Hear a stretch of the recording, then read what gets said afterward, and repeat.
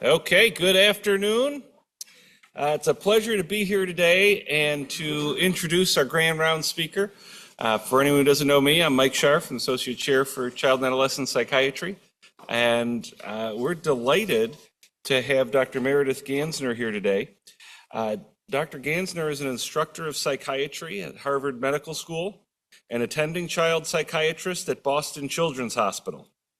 After completing medical school at Rutgers, New Jersey Medical School, she completed her psychiatry residency at Beth Israel Deaconess and Brigham and Women's Hospital, and did a fellowship in child and adolescent psychiatry at Cambridge Health Alliance.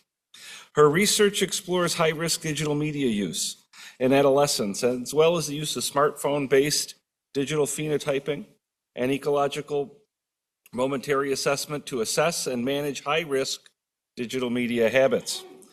For her research, she's received a K-23 Career Development Award from NIDA, a DuPont Warren Fellowship Grant, and Shore Faculty Development Award through Harvard Medical School.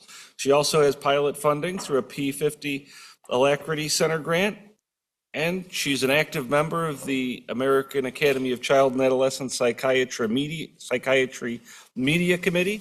She's written articles about mental health and digital media for Psychiatric Times, WBR Cognoscenti, the Boston Globe, and Slate Magazine. And she's about to release actually it's released now, right? She has released her first book, Teen Depression Gone Viral, about the complexities of treating adolescent depression in the digital age. And that really is fresh news. It was in the last week, right? Yesterday. So congratulations on that, Dr. Gansner, and please give her a warm welcome.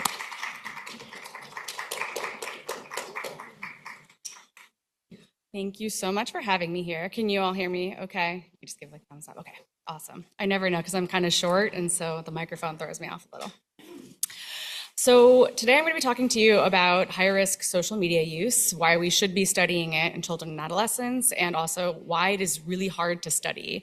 So essentially I'll be telling you that you should do something that you probably won't want to do, or once you've started it, you'll realize how frustrating it is, because that's where I currently am in my career. In terms of disclosures, I don't have any conflicts of interest that are related to the content that I'll be talking about, but I will be giving some preliminary data with one of our ongoing research studies at Children's, and that project is funded through my NIDA grant, my K-23. So I think for me, and maybe for you, it will be grounding to talk about how this talk came to be in terms of topics. I don't typically talk about high-risk social media use in terms of the research of it and why that is hard. Usually I just kind of focus in on my exciting research findings or talk more broadly about different concepts in adolescent social media use. But I think partly in response to the chaos in the world right now, and I think a very complicated relationship that many of us have with big tech, I thought that it would be better to talk about adolescent social media use, specifically high-risk social media use, and the study of it, and why it really hasn't progressed very much in the last decade, which, you know, being a young career physician, I've been able to be at the kind of, I don't say forefront because I am not, but certainly been in this field since social media platforms have really evolved.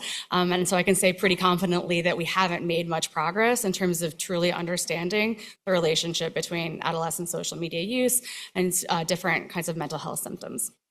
So I'll be talking to you about what exactly high-risk social media use is, what I mean by that, why we should really be focusing a lot of our research on that topic.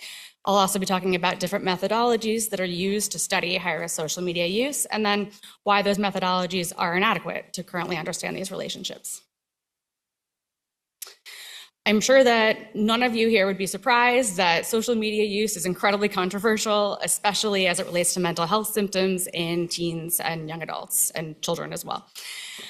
There was a lot of to-do 2 years ago when the US Surgeon General at the time published an advisory saying that parents should really be cautious about adolescent social media use and its potential adverse mental health outcomes. And his report was based on kind of a synthesis of all of the research that had been done up to that point related to social media use in kids.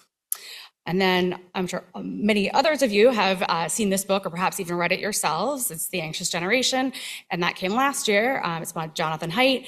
I do encourage you to read the book if you haven't, but the sort of overarching theme of the book is that the decline in adolescent mental health that has been observed, certainly over the last decade, is in no small part, if not nearly entirely driven or in part due to social media use and the sort of ramifications of social media use. And the book even went so far as to state that youth under the age of 16 should not be using social media platforms at all, which certainly was a controversial recommendation amongst many of the other researchers in this field. And I don't want to certainly minimize the potential risks of social media. I'm not here to tell you that social media has no risks. Clearly, I could not research high-risk social media use if there were no risks involved. But I do think it's really important that we don't overstate or overly vilify social media platforms, because there are some significant benefits that can be attributed to using social media platforms, especially for young adults and adolescents. And so I'm encouraging maybe more of a sort of moderate consideration that there are risks involved, but that there are also actually significant benefits. Pew Research Center does some great surveys looking at all different types of adolescent social media use, and they certainly have released at times some worrisome statistics about how much time kids are spending online, but they've also done some great surveys asking teens what their experiences are online and having them appraised, are they positive in nature versus negative in nature? And teens really think that social media platforms are important in helping them figure out who they are, figuring out how to meet other people that may share similar hobbies, which is great if you have very niche interests and maybe nobody in your community, in your school community or local community shares those interests. And certainly when social media platforms came out, there was a lot of worries and kind of wringing hands about, oh no, now no kids will ever have in-person friends. All of their friends will be entirely online friends. And that has not really been borne out. In large part, most youth use social media platforms as a way to bolster and strengthen their existing in-person relationships. And while, yes, absolutely, there are teens for whom their entire peer network is online, that is not the case for most adolescents, especially ones that are doing, functioning fairly well in their lives and in their communities. And thinking about adolescence and important developmental stages, right? Adolescence is a really critical time for figuring out who you are, what you believe in, what your identity is. And I think these particular movements that mobilized in large part due to social media platforms were a great opportunity for many teenagers to develop that identity and to attach themselves to these incredible movements, the Arab Spring, March for Our Lives, Black Lives Matter, and School Strike for Climate. Certainly March for Our Lives and School Strike for Climate were very centered on youth populations and high school populations. And so these have been incredible opportunities for teens to use social media in a way that has been very beneficial for them, that identity formation process. And although I guess I'm probably not supposed to state this now, given how things are, we really need to, as mental health professionals, consider the fact that for some youth, especially marginalized youth, social media platforms may be of particular benefit to them. I think they can be beneficial in certain ways for all youth, but if you are part of a community where you feel ostracized or you feel it is an unsafe space to be who you are and how you identify, then social media platforms may be incredibly protective for you. Certainly for LGBTQ+ youth, there have been studies looking at even social media benefit scales in terms of all the different ways that social media platforms can be beneficial to youth who identify as either gender diverse or they are non-cisgender teens, and they I found that these youth really are drawn to these platforms in a way to kind of understand what it means to have a gender identity that is not shared by your community, whether there are certain medical issues that they need to be more aware of, where there is gender affirming care. These are really important platforms for youth to use. And similarly, racial ethnic identification and identity is a huge part of adolescence kind of development, especially if you identify as a racial ethnic minority within your population. Dr. Brendisha Tynes' lab, if you haven't checked out her work, she's done great work on online racial discrimination. She has looked at Black and Latinx adolescents and how they use social media platforms to really come to terms with their racial and ethnic identity and background, and have found that the more actively involved youth are in understanding their background and developing their identity online in this way, the more beneficial the outcomes are, which can be really critical for youth who otherwise don't feel like they have access to that sort of background and identification within their communities. So I've given you some information about like good parts of social media and as well as certain bad things connected to social media use. So the question then becomes, what is the best way as I guess a society to optimize social media's benefits while also minimizing its risks? And so I'm nice, so I gave multiple choice answers, and I also won't make you answer any of these. So the question is, do we, one, ban all social media use in youth under a certain age? Do we rely on parental control apps to track usage and any sort of high-risk use or engagement with high-risk content online? Or do we use more of a harm reduction approach and also incorporate digital literacy in teaching kids the kind of content that they might encounter on there and the potential ramifications from encountering high-risk content online? As you may guess by the way that I worded it, I really think that the number 3 is probably the best option that we have in order to tackle problems related to social media use, really trying to address the most high-risk types of social media use, and then teaching kids how they can use social media responsibly rather than trying to ban it entirely or to track children over a course of time until they turn 18, which obviously has some limitations to it as well. But nevertheless, those have been proposed as potential options in terms of managing high-risk adolescent social media use. So I'm going to talk to you, as I mentioned, about methodologies that have been used to try to get a handle on adolescent social media use, high risk specifically, and I don't know why it is jumping ahead.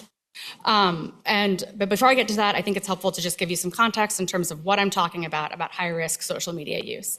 I'm not talking about social media use that is simply spending a few more hours online than you otherwise might have, or even kind of increased irritability when you turn off your device or stop accessing a social media platform. I'm talking about the kinds of social media use that land people in hospitals or potentially have even ended lives. I think those types of social media use oftentimes don't get certainly as much research attention, although they do tend to get a lot of attention in the press.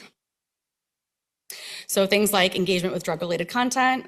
Minors aren't supposed to have any access to seeing drug advertisements online or really even be able to see drug content on social media platforms, and yet we know all forms of media use, dating back to televisions and movies, substance use exposure in those mediums is connected to higher rates of substance use among youth. The same holds true, or is thought to hold true, at least in early research, for social media platforms as well. And drug-related content is out there in enormous large quantities on social media platforms. One such example is through the content analysis done by Rutherford et al., looking at TikTok and the amount of cannabis-related videos. They found that overall, the majority of the videos about cannabis portrayed cannabis use as entirely positive in nature, and that none of these videos were actually age-restricted, so kids would have full access to watching these videos. And other similar content analyses on other types of drugs have revealed, with the exception of opiates, which I think almost unanimously people online talk about that in a more concerning light, but most all drugs and types of drug use on social media videos are depicted positively, and there really are no safeguards surrounding accessing the content. Similarly, we recently published this year a pilot study that we did looking at youth and their instances of substance use in relation to being exposed that day to drug-related content on social media platforms. We found that there are specific social media platforms that seem to be far more likely to confer a risk of engaging in substance use that day. So specifically Snapchat and TikTok were the platforms that were most likely to be related to having used substances, increased odds of using substances during that day. And this is somewhat related to engagement with drug-related content, but doesn't necessarily have to. I don't know how many of you are familiar with the ongoing lawsuits against Snapchat, where many parents whose children have died because they have purchased drugs through social media platforms that have then been laced with fentanyl and then died of overdoses. This unfortunately does not necessarily mean that the child has been even engaging with kind of drug-related content. There are some anecdotal reports, and again, we don't have good evidence to say that this is absolutely happening, but parents of these teens have been telling Congress and really anyone who listened that their children are being approached online after what they post about buying drugs. And so they're concerned that what their children have been posting, which sometimes is, differing kind of stories about what's been going on in their lives and hardships and things like that, that is then enticing others to take advantage of them in order to sell drugs. And there have been some papers that have been looking at the increased use of youth, particularly to use social media platforms as a way to access drugs. Most kids or teens still typically go to their social circle and their network, peers to get drugs, but they are increasingly finding opportunities to both buy and sell drugs online through social media platforms. So certainly, these papers are a few years old at this point. I think that risk has really only increased since then. NSSI, or non-suicidal self-injury content online, is another area of concern. It has been really since the dawn of social media back in MySpace days. Stephen Lewis has done some good reviews of kind of trying to synthesize all of the content analyses that exist out there about different platforms and this kind of content online. Most of his research suggests, the double-edged sword, it's an interesting title for this, but it's nuanced, right? That there are some benefits to engaging with this type of content in terms of being discouraged from acting on urges to self-injure. But by and large, more often than not, so in this case, 22 of the 27 studies that he looked at suggested that actually the content is more likely to reinforce continued self-injury than to actually try to prevent it or to help people avoid acting on those urges. Disordered eating also has been around since the days of MySpace. Pro-ana content has existed since then. More recently now, TikTok is sort of under the microscope in terms of its glorification of eating disorders. Again, there's been attempts to try to synthesize all the different studies that have been done on different platforms, which has issues in and of itself when you're trying to synthesize all those different results, because not all platforms are the same. But they have concluded overall, there do appear to be significant effects on eating disordered eating habits when you're exposed to this type of content, although the impact really does appear higher in younger adolescents, and depending on the type of social media platform you're engaging with this content on. It's like image-based platforms like Instagram are more likely to confer risk than, say, YouTube.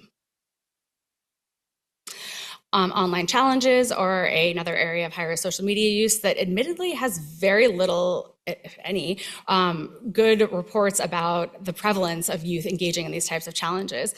Yet time and time again, they seem to be cropping up on the news more often than not.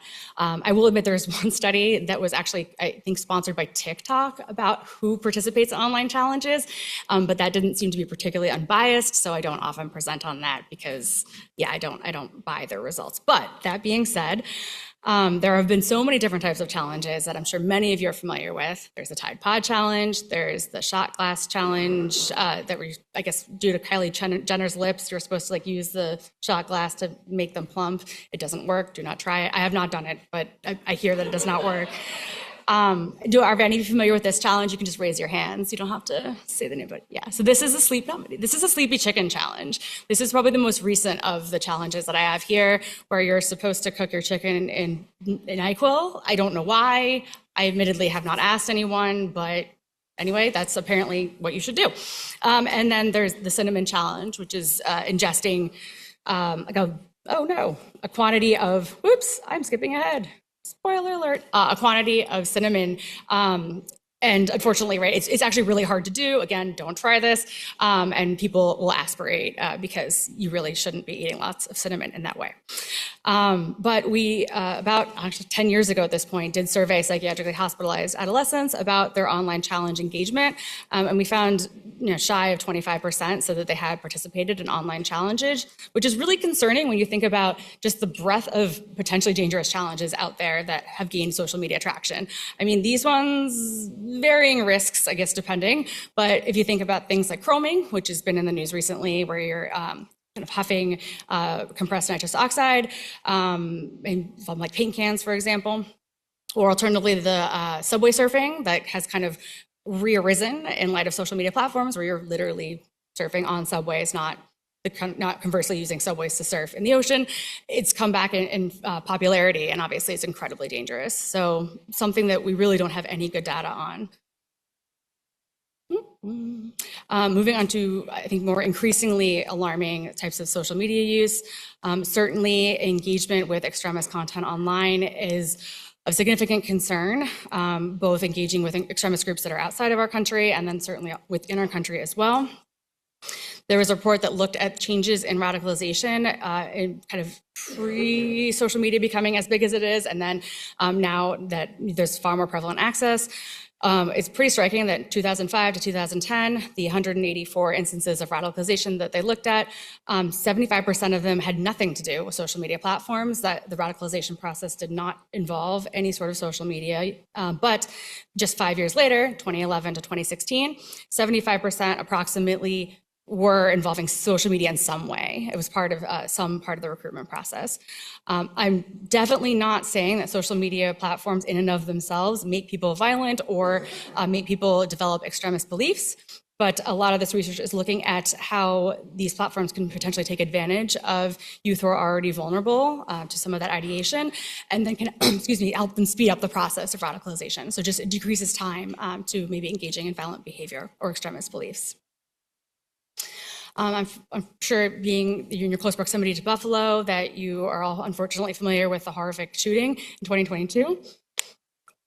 Following the shooting, the Attorney General at the time had an investigative report done on the role of online platforms, specifically looking at how much of a role, if any, they kind of played in terms of sort of mobilizing the perpetrator. And he cited that for him, the shooting was in part spurred by his seeing the manifesto of the perpetrator of the Christchurch shooting, which was readily available on a fringe platform known as 4chan, which is sort of unfortunately notorious for having a lot of really kind of extremist and fringe beliefs espoused on the site and on the forums.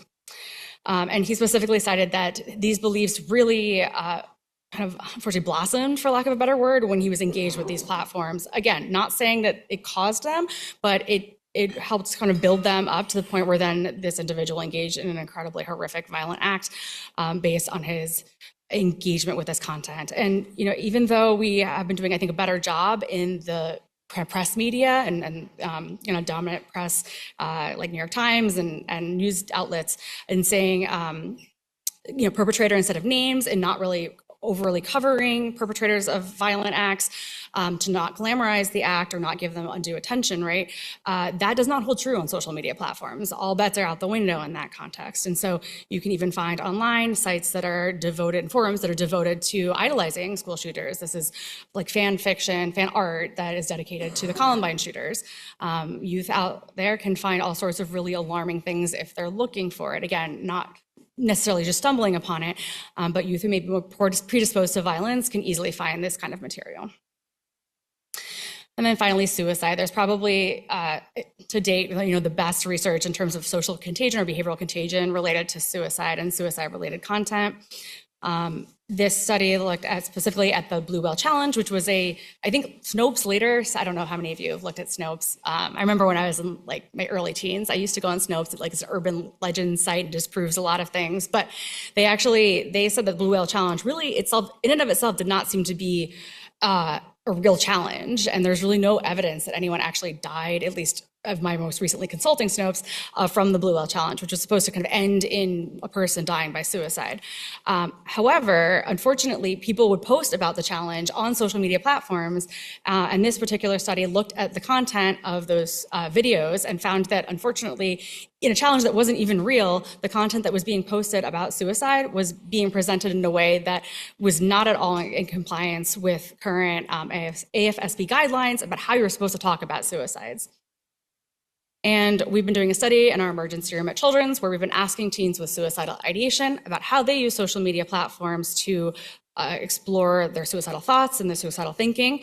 And 25% of them have said so far that they have gone to social media platforms specifically, so thinking like TikTok, YouTube, Instagram, to learn about suicide. It's not that they're just going online to look up on Google or like accessing actual approved beneficial sites.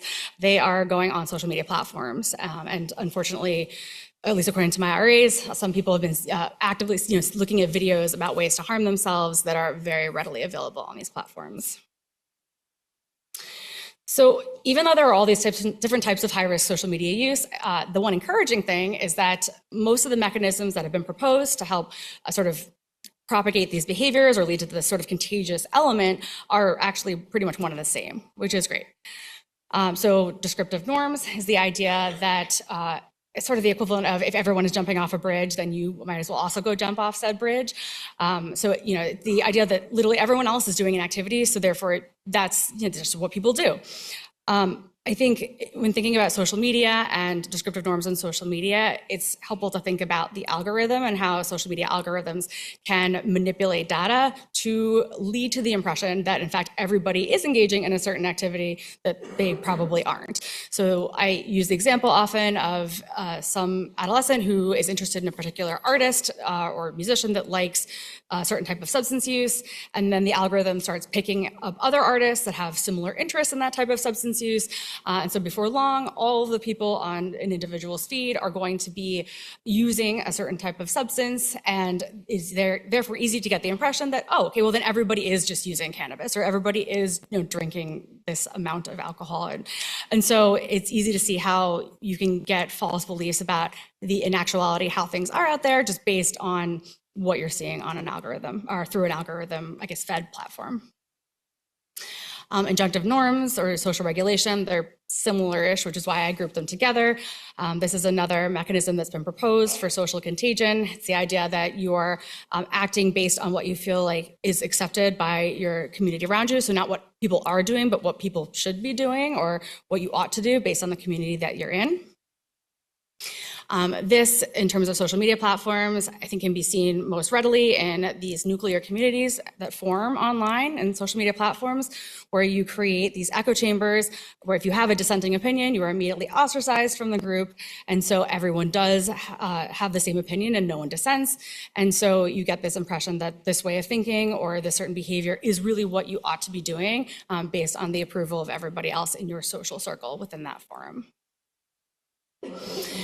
Social transmission is the idea that it's the material itself that is, I guess, compelling in some way a vulnerable youth or young adult to act on sort of what that material is suggesting. So things like, this has been well studied with suicide-related content, just being exposed to certain depictions of suicide or when suicide is talked about in a certain way, that can be enough for a vulnerable youth to potentially act on pre-existing suicidal thoughts and urges.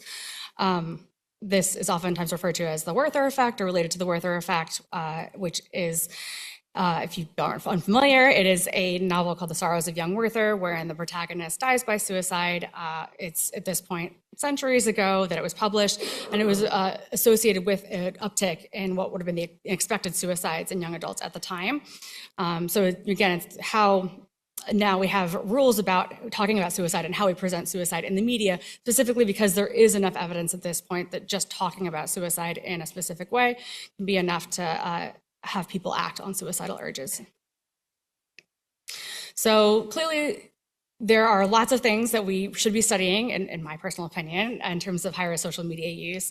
There are many different mechanisms that these sorts of behaviors might be propagated by, and then on top of that, there are all sorts of different vulnerabilities that youth may have that may make them more likely to engage in said behaviors. And we still have very limited understanding about how all of that is working and how we can study these behaviors. So one way that we've been trying so far to understand them is through content analyses. I mentioned a few of them earlier. It's a great way to just see kind of what is out there. And so people will just dissect all of the content available on a platform and say, this is just what's out there. But obviously the problem with that is that you don't know the actual impact of the content. So you're basically hypothesizing what that content would be most likely to, I I guess, encourage just based upon what the content that you're seeing. So you don't actually ever get the sense of this is causing youth to do X, Y, Z from content analyses. So you could do surveys, but as we've seen with a lot of the literature looking at the connection between social media use and depression or anxiety, cross-sectional surveys really don't capture the nuance of these complicated relationships. They don't help us distinguish to what extent the exposure to that content is actually related to the behavior, rather than an individual being more predisposed to engaging in that behavior. And so it's just very hard to get a more clear-cut understanding of the granularity of those relationships. There is ecological momentary assessment, which is kind of broadly referred to as a collection of methods where participants can report on their symptoms and behaviors, ideally as in close real time as possible to their experience, so that you're sort of getting an idea of how these behaviors manifest within an individual's natural environment. Certainly this type of study can be done with pen and paper, although that would be exhausting. So many people have now moved to smartphone-based EMA. I have also used smartphone-based EMA, but it is challenging. Adherence is challenging. And certainly I've had tons of patients who are really excited on day 1, and then like by day 15, they're just not doing anything anymore. They don't want to fill out the same surveys, but that's what I need them to do. And then on top of that, we also know that really children, I guess young adults, probably even older adults, we're not good at actually estimating the amount of time we spend online. So, or even the content that we see. So it's really more beneficial from a research standpoint to try and at least get some objective data on what actual content is being accessed by youth and how long people are using it for, which is where digital technologies come into play. I've used this quote by Tom Insel several times in talking about digital phenotyping. This is the first time when I looked at the last line and realized that the revolution in technology and information science will prove more consequential for global mental health. And I thought, I don't actually know in which way like that consequence could be good or bad. And then it just got me thinking about things that I didn't want to think about. So especially with AI. But that being said, in this case, I believe Tom Insel was trying to state that actually it could be beneficial for us to use digital technology to better understand mental health and potentially treat mental health conditions. So digital phenotyping has gained a lot of popularity more recently. Admittedly, it's still kind of trying to get off the ground in many ways, but it's described as the moment-by-moment quantification of the individual level human phenotype in situ using data from smartphones and digital devices. That's a fancy way of saying basically you have a bunch of survey data that we're all used to collecting. You try and collect it as frequently as possible from digital devices, and you combine it with passive data. The collection of data that is more objective in nature gathered from one's digital devices. So GPS location, I'm really bad at using this cursor, sorry. GPS location, accelerometer data, actigraphy data to look at sleep, and then for social media use and screen time, looking at screen time reports, or even measurement of how often an individual is checking their phone or how often their phone is powered up, looking at power state, things like that to get a proxy of how often teens are using their phones in a more objective way than just saying, how long were you on your phone for? Which, surprise, does not really tend to work in terms of accuracy. And it's really possible to do that now that digital technology has maybe in alarming ways become so integrated in our lives, right? We have our wearables, we have our smart watches, all the way up to smart homes, which are kind of terrifying because I keep thinking they're gonna like lock me inside if my house is entirely smart. Like one day it'll just turn against me, but you can have your house entirely wired to be like smart technology, which is kind of cool, I guess. But you can use all these different types of technologies to basically get more objective metrics on what a person is doing in real time, and then trying to combine all that data together to come up with a meaningful way of understanding behavior and kind of resulting psychiatric outcomes. Child psychiatry has not really adopted this a ton in terms of research. We did a review on this 4 years ago.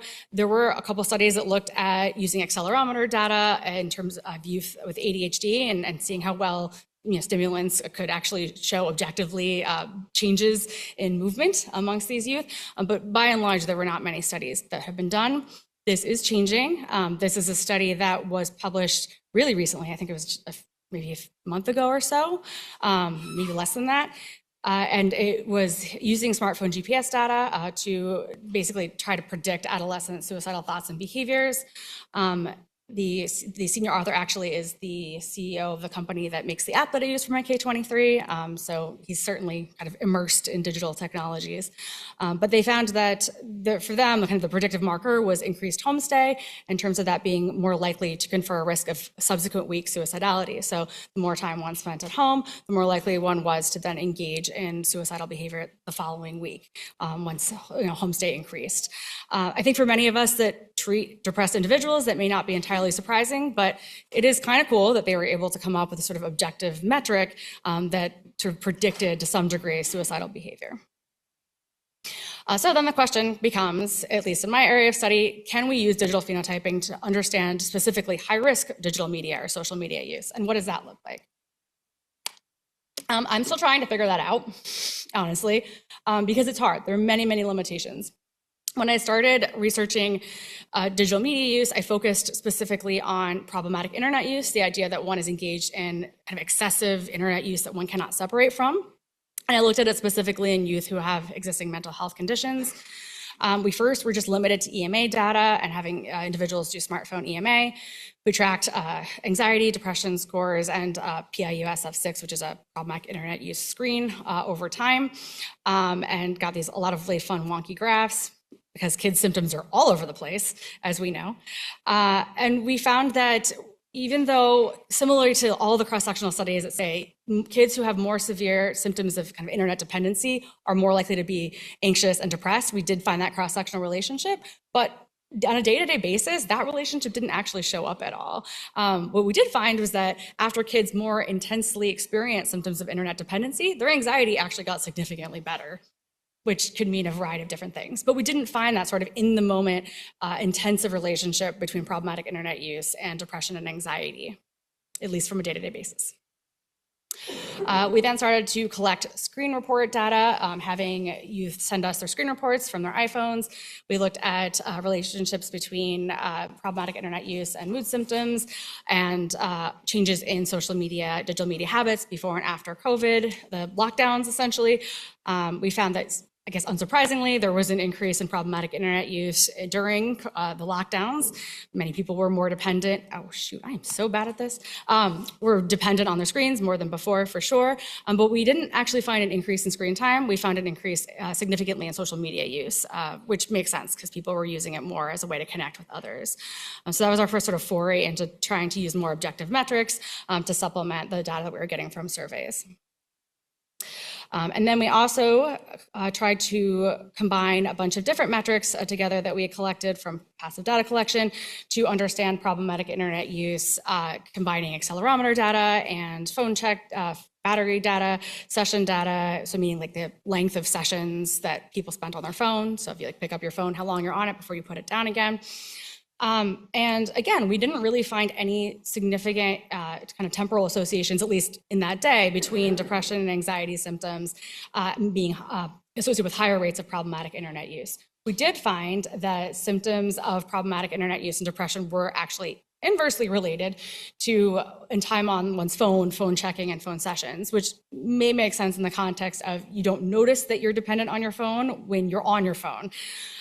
We also found that, again, combining sort of different variables like accelerometer data, GPS location data, that the sort of variability in one's day-to-day routine, circadian routine was referred to in the study, it actually was much more likely to lack variability. It was much more, I guess, static in youth who were more dependent on the internet, right, and more likely to just stay at home. So again, kind of cool things to find, but I guess in my mind, it's about this time I started thinking, but like, what does this actually do? Does this actually change anything? Like, it's just kind of proving things that we already knew. Like, if you're going to be on your phone all the time, chances are you're going to be doing less.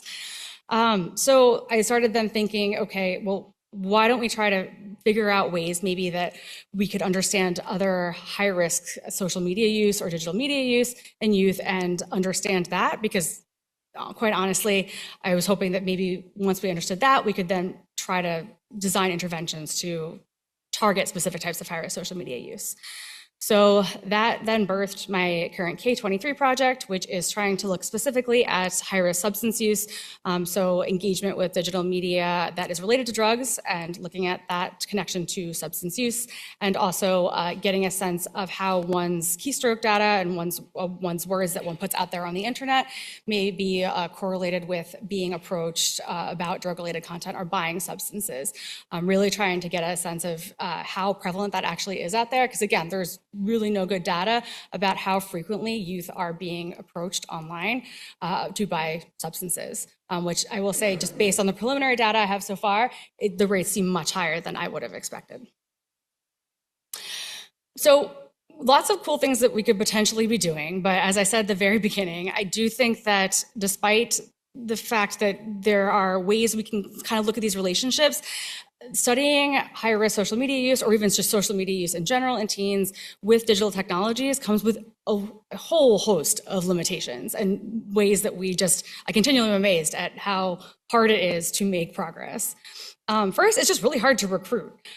You're collecting some pretty sensitive information from teens, right? There's looking at the accessed content, you're looking at their mood symptoms, you're looking at tracking information and GPS data, you are looking at keystroke data, actually what they're putting into their phones, and many teens, understandably, have some reservations about you collecting that data and potentially keeping that data away from their parents.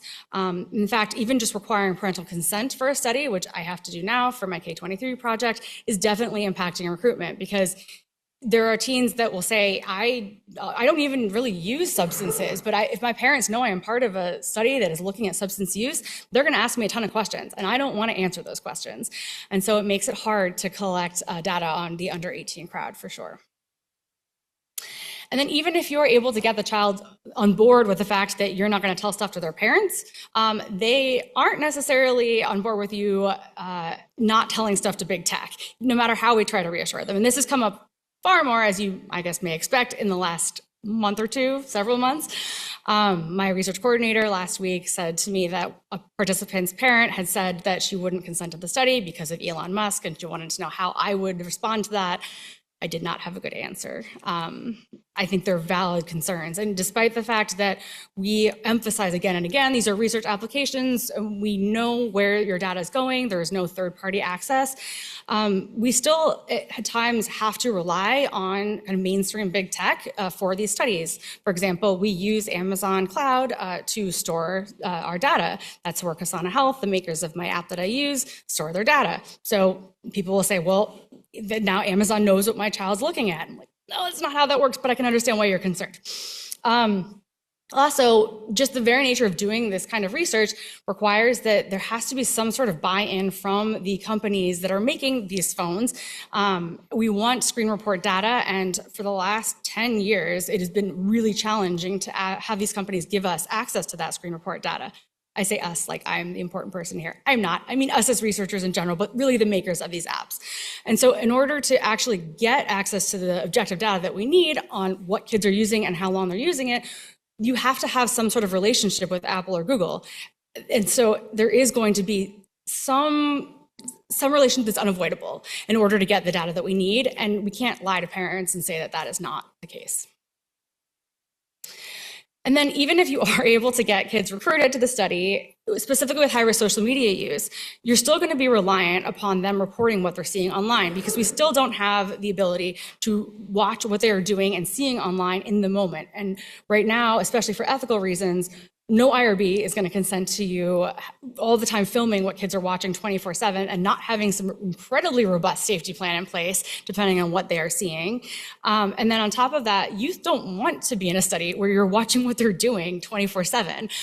I would say maybe 70%, I could probably make that more accurate, but I'm going to just ballpark and say it's about 70% of the teens that I do recruit to my studies, they will say, you can't actually see what I'm doing, right? Which is true, I can't. I'm relying on them to tell me, but they don't want people looking at what they're doing. So I'm still relying on them to tell me what they're doing and telling me what people are telling them online, because I can't see that. And if data is still subjective in nature, then adherence is always going to be an issue. And so you're still going to be reliant on people filling out these surveys again and again and again. And while you can definitely power your studies to try and account for all of the the lack of participant retention over time and the dropout rate, it's still really hard to recruit people, and it's just hard to get high numbers in these studies, which the ones that are on higher power, it tends to be like 100 people. And so if you're missing large chunks of data from these individuals, that can be a problem when you're trying to make sense of the data, for sure.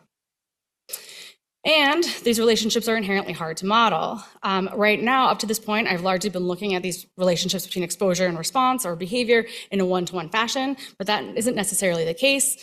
I've certainly been talking to an increasing number of researchers that have been admitting that the way we've been looking at this might not be as simple as seeing something and then that day having that response, right? What if the time that they're exposed to it plays a major role? Like, I personally have a different emotional response to certain content late at night when I'm tired than when I'm awake during the day.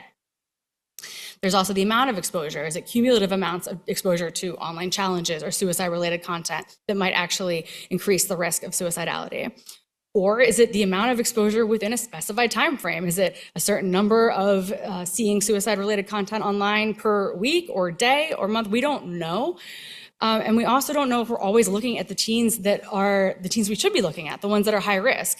And because our ends aren't incredibly high, you do run the risk of basically recruiting a population that might not at all be really susceptible to the relationship you're trying to understand, which is terrifying, because that seems like a lot of wasted time.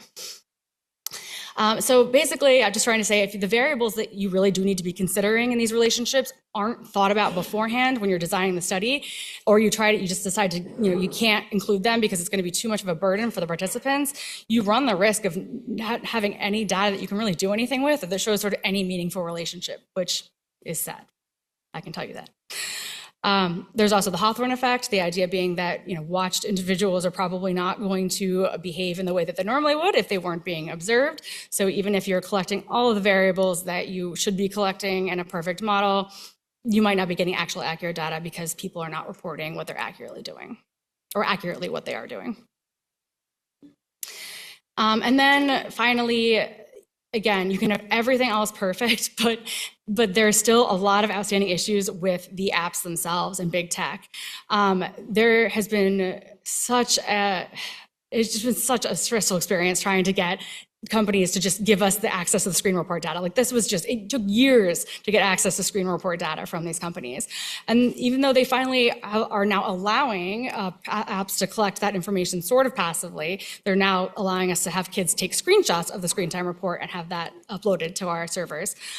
They still update the app so quickly that the research apps then become more obsolete or don't work properly. So before you know it, you have a whole chunk of kids who their data is useless because it's not being collected, because their phone maybe was an older model or didn't upgrade. And so then again, you're left with not optimal data. And I think it's always really important to mention that the interests are going to be misaligned here, right? Like, there's very, very little incentive for these companies to want us to do transparent research that could potentially say these platforms are doing X and people should be spending less time on them, right? Like, that's never going to be in their business model. People should be using their things less. So I think that's always important to keep that in the back of one's mind when doing this type of research. And then from an ethical standpoint, as people are doing this research, there's been an increased allure of digital predictive measures, kind of like I spoke about in the beginning or earlier, and thinking about, finding a perfect model of a certain behavior and saying, like, okay, this one marker will predict X behavior later on. And I think that that's just it's a dangerous slippery slope for us to be on in terms of researchers and clinicians, and it has a kind of Minority Report-esque vibe. In terms of just what that would entail for teenagers, researchers are increasingly trying to get access to all of kids' data that they type into their phones, including their most personal thoughts. And I will tell people this openly. I would not have wanted anyone to see my instant messenger conversations from the 90s. That would have been brutal for anyone. Like, I would have been humiliated beyond. And I don't think kids truly understand that that is what we are seeing, that researchers are in fact collecting that information and dissecting their words word by word in terms of context and what it means and how it relates to behavior. I personally think that would be really awful to know people were doing that. And then what does one do once one has that information? Do researchers then have a system in place where a parent is notified every time that marker crops up? That could definitely lead to some false positives, which could have negative impacts on the relationship between child and parent. And then overall, the more that we use digital technology to try to understand or predict child behavior, the more you lose critical developmental milestones in the parent-child dyad, right? I hope we don't hand our kids car keys once they're 18 or just like go for it, have fun without actually teaching them like skills to use a car correctly, like how to turn it on, how to not use it while intoxicated. It's our job as parents, clinicians to help teach these skills of how to use certain things responsibly, like heavy machinery and power tools. Social media and digital media is similar to that. And I think when you outsource that into a digital platform, you're going to be risking kids not being prepared when they do obviously have access. And so I always think about Ian Malcolm, my favorite character in Jurassic Park, when he says life finds a way, teens find a way. And so the more that we do try to use this research to scrutinize teens moment by moment, the more we're going to risk them just hiding the behaviors from us and not actually reporting accurately. So I mentioned, in the interest of time, I mentioned that I think digital literacy is probably the way to go here in terms of figuring out those youth that are at increasingly high risk of engaging in these more scary types of social media use, and then trying to tackle the difficult challenge of helping them understand why this type of digital media use is problematic. And so there are definitely digital literacy curriculum out there. Common Sense Media has some good ones, helping teens basically get an understanding of how to think critically about social media platforms and the content that they see online, including understanding that content that they might read about suicide can impact them in certain ways, depending on how they're feeling.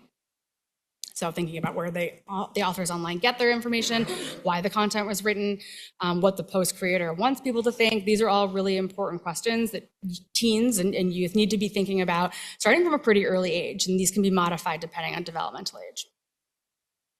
And then finally, just thinking about outstanding questions that really need to be answered in the research, right?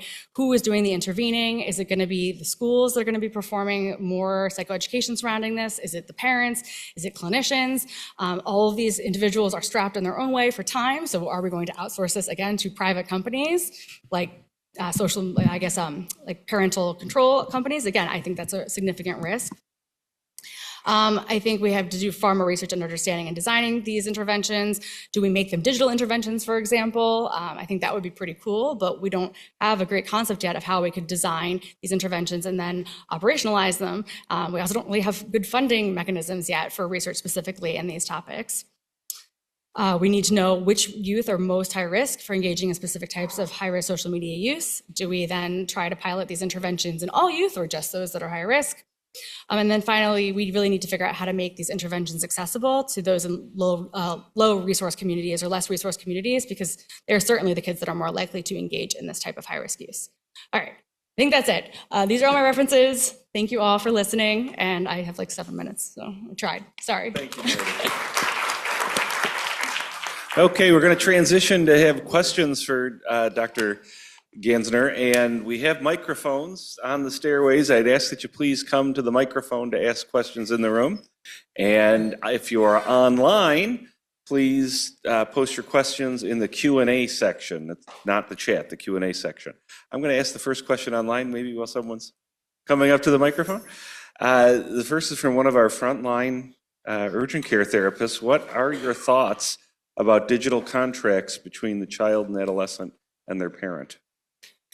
So assuming, I think they can kind of be done in two different ways, right? There's the digital contract that is sort of a preventative digital contract before high-risk media use starts, which I think would be great. The issue being that I have personally found that very few parents actually put that into place before giving their child technology. Most parents don't assume that their children are going to be sexting, but yet it happens. And so I think that's one of the limitations with using them as a preventative tool. I do think that digital media planning can be of incredible use, which kind of incorporates contract-esque like type of design in terms of saying like what a teen is agreeing that they will and will not do and what the said consequences are of doing that. I think that is critical once there is high-risk media use at play. But I think that again, like they are much harder to do in a way that are actually like meaningful than I think a lot of us have time to do in clinical practice, which is a significant limitation. And parents oftentimes like kind of phone it in, understandably. So. Great. Peter?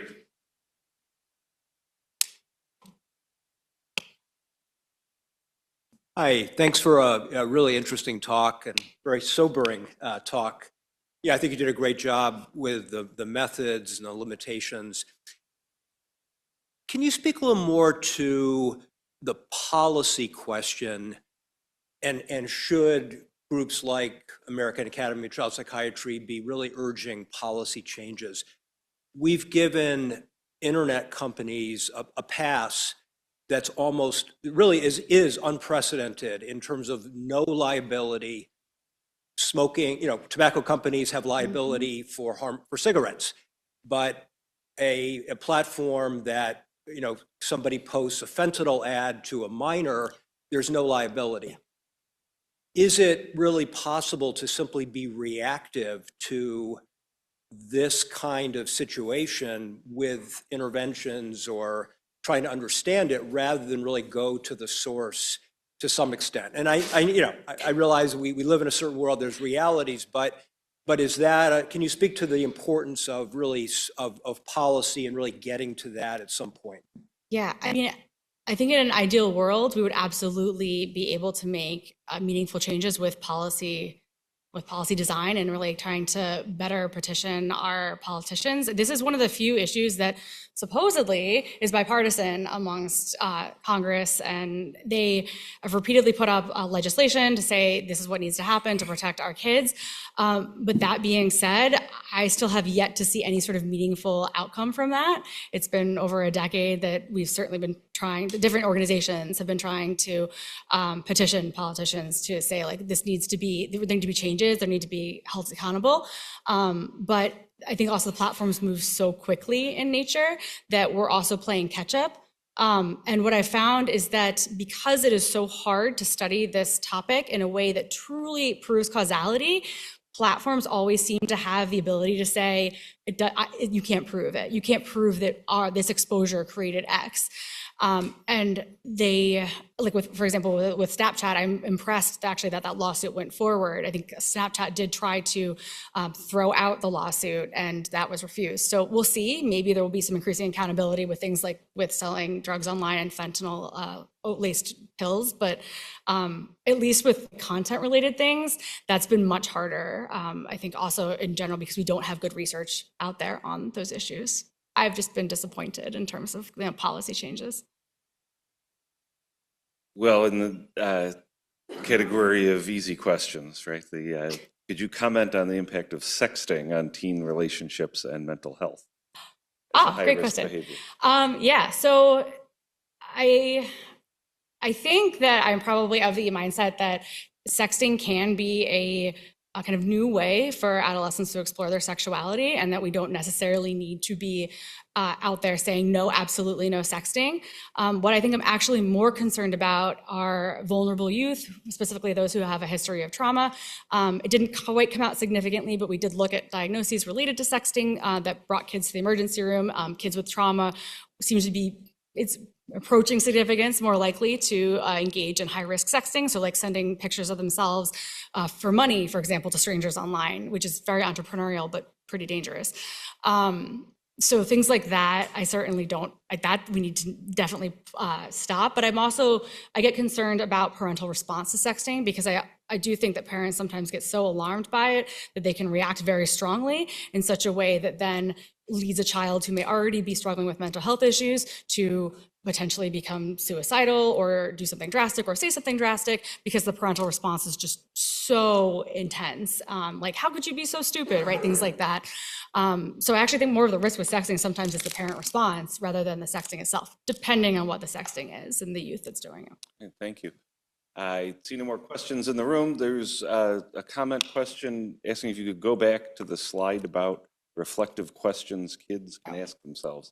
I don't know if we can do that with the screen, but you could comment on them at least. Yeah, so sorry, I was realizing I was getting short on time there. So I kind of conceptualize it as like a who, what, where, when, why, like I did for news reports when I was 10. I think that's a good way to sort of formulate it in your head, thinking about, who was the person that posted certain types of content, right? That's very relevant to what that content might be trying to get you to do. Thinking again, what is that content? Like, content is posted for a reason. People post content wanting people to maybe laugh or people to be angry. It's important for kids to think about that. Where is it? Like, what kind of platform is showing this kind of content, and is it being updated frequently? Is it a reliable platform? When, again, that goes back to reliability in terms of when was this content posted? If it was 15 years ago, it might be out of date. And then again, why, similar to, why would somebody want to post this? And thinking just more critically about the content in itself, and what the person who posted is hoping that you will do after being exposed to it. That's just a very brief breakdown, but I guess my slides, I'm sure I can send out, so probably. The recording of the grand rounds will be posted as well on the department website, so you can look at them again. Well, thank you again, Meredith. This was a pleasure to hear the talk. I'll thank Meredith one more time, and then we'll have our trainees stay behind for the post grand rounds discussion. And please complete your evaluations if you've not already.